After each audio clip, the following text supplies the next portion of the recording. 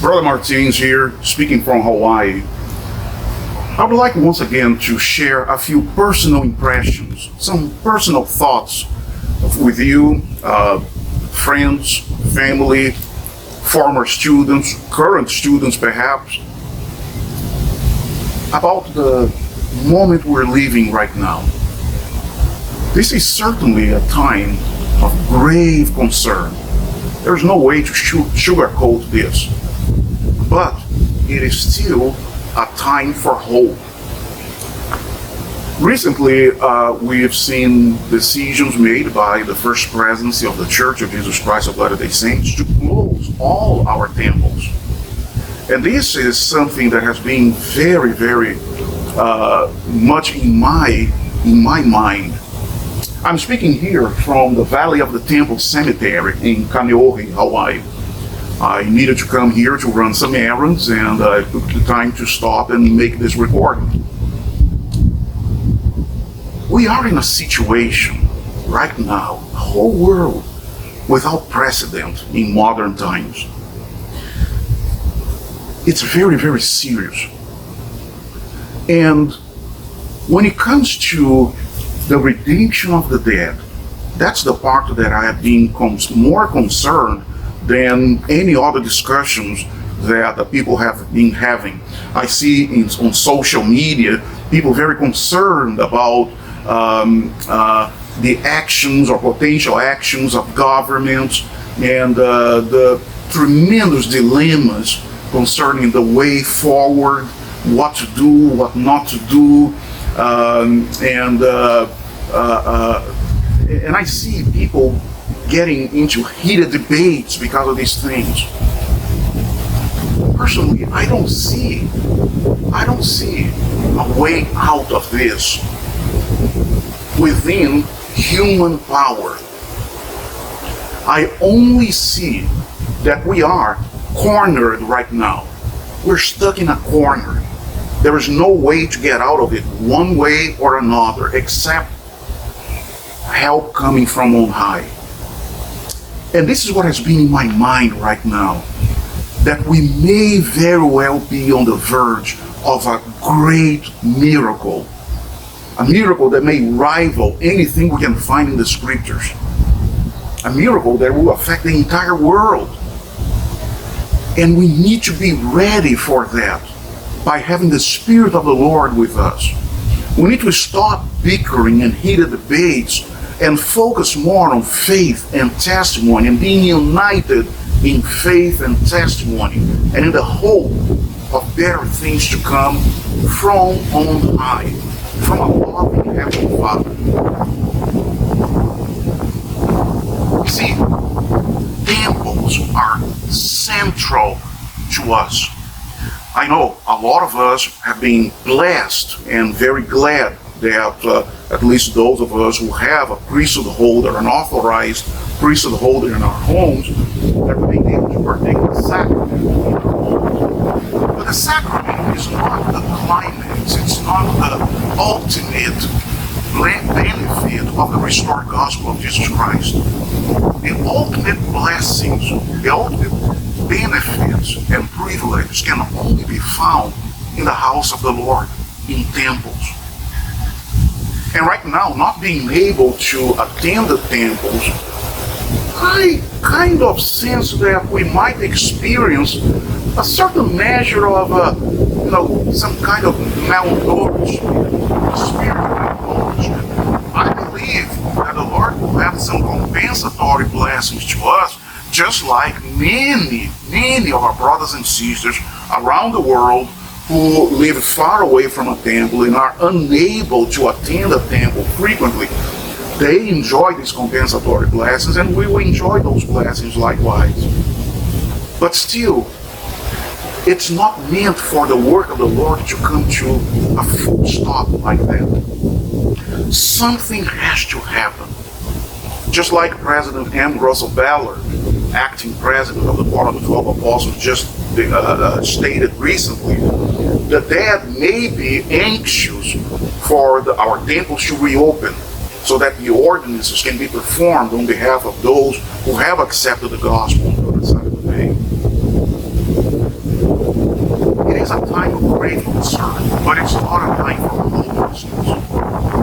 So we need to pray for our leaders, political leaders, healthcare professionals, scientists. It doesn't matter if we agree or disagree with their political philosophies. This is the time to put those things aside and be united in faith and testimony. Our situation right now is, I think, similar to the situation of the people of Alma the Elder in the Book of Mormon. In the Book of Mosiah, chapter 24, we find that these people, the people of Alma the Elder, were in bondage to the Lamanites. And the Lamanites were exercising authority over them in very, very serious ways, to the point that they could not even pray without incurring the pain of death. The salvation came from the Lord. They could not escape the situation they were in. Generations later, Alma the Elder's great-great-great-grandson faced a similar deadly situation, he and his people. They were about to be put to death because of their belief in the coming of Christ. And we see in 3 Nephi chapter 1 that a powerful miracle was operated by the Lord granting them the sign of the birth of the Savior Jesus Christ. Personally, this is just my personal opinion, I believe we're on the verge of something just as big, if not bigger, than some of these miracles we see in the scriptures. But we need to be ready. We need to have the Spirit of the Lord with us. We need to be united in faith and testimony. And what I expect, my expectation, is that either the Lord will heal the world, giving us healing for the effects of this virus, or He will grant our scientists knowledge through the light of Christ, by inspiration through the light of Christ, that will enable them to find some kind of effective therapy against the symptoms of this infection, of this virus. Or maybe something also unprecedented, but not impossible, the Lord will inspire His prophets and revelators to allow us to perform some ordinance of His house in our homes. I know some of you are going to say, Brother Martinez, what did you have for breakfast today? No, calm down. I know there are many problems with what I'm saying here, but there can be solutions. The Lord can inspire the first presidents and the 12 apostles on what to do and how to do it in a manner that is pleasing to Him, if we cannot reopen our temples anytime soon. The question then is, would we be ready for such a thing? Would our homes be clean and pure enough for us to be able to take advantage of such a blessing, if such a blessing were to become granted us?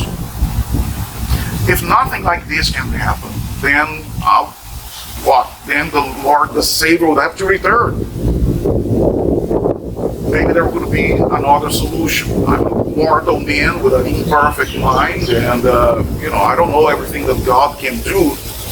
But what I know is that the work of the Lord cannot stop, either on this side of the veil or on the other side of the veil. The work of salvation cannot stop. So we are on the verge of something big, some big miracle. I have no doubt of this. Now, let's see a couple of words of comfort from the scriptures. First, the Apostle Paul, in 2 Corinthians chapter 4, Paul said, "For God, who commanded the light to shine out of darkness, hath shined in our hearts, to give the light of the knowledge of the glory of God in the face of Jesus Christ. But we have this treasure in earthen vessels, that the excellency of the power may be of God and not of us. We are troubled on every side, yet not distressed. We are perplexed, but not in despair. Persecuted, but not forsaken. cast down, but not destroyed. Always bearing about in the body the dying of the Lord Jesus Christ, that the life also of Jesus might be made manifest in our body. Many years ago, I found a statement by President George Kaneohe, who was a counselor in the first presidency in the 19th and early 20th century. This was in June of 1881. President Kaneohe said the following: men, and I suppose we're talking here about holy men, prophets, seers, and revelators, or those under their direction. Men have met in secret in holy places, and have besought God in the appointed way, according to the holy order revealed, and deliverance has been wrought out for Zion. When it seemed that everything was dark before them and without one ray of light. At such times, when everything has been hedged up, the servants of God have met in secret places and have pled with God according to the holy order. And the heavens have been moved, and difficulties have vanished away, and our path has been made plain before us, and we have escaped the hands of our enemies. My brethren and sisters, remember this lesson. Cultivate the Spirit of God. Keep it with you. Remember always, there is power in prayer greater than anything that men can do.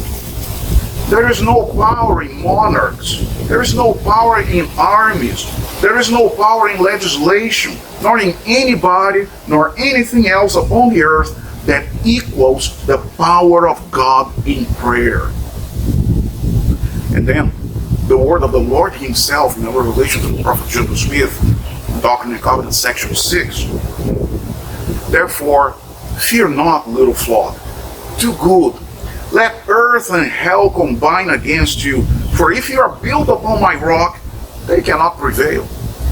Behold, I do not condemn you. Go your ways and sin no more. Perform with soberness the work which I have commanded you. Look unto me in every thought. Doubt not. Fear not.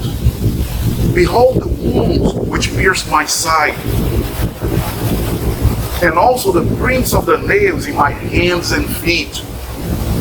Be faithful. Keep my commandments, and ye shall inherit the kingdom of heaven. Amen. I have no doubt of the truthfulness of these things. And as I said, this is just my personal reflection on the current situation.